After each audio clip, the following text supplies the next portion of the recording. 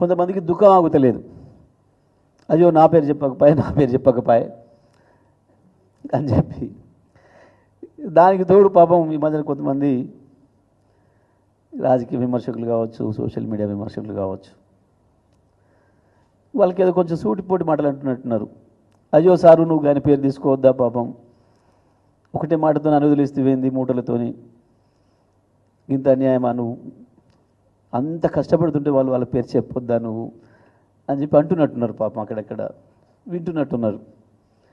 ఇంట్లో కూడా అన్నరే, అయ్యో ఏంది నీ పేరే తీసుకోలేదు, నువ్వు పొద్దున్న లేస్తే కేసీఆర్ పేరే తలుస్తున్నావు, 16 నెలలు 17 నెలలుగా ముఖ్యమంత్రి కాకముందు తలిసినావు, ముఖ్యమంత్రి అయిపోయాక కూడా కేసీఆర్ పేరు తలవని రోజు లేదు. నువ్వు సరే ఎట్ట తెలుసుకున్నావో, లాగు వీక్తానన్నావో, అంగి వీక్తానన్నావో, కనుగుడ్లు వీక్తానన్నావో, పేగులు వీక్తానన్నావో, ఏదో పద్ధతులు అయితే తలుసుకుంటున్నావు రోజు.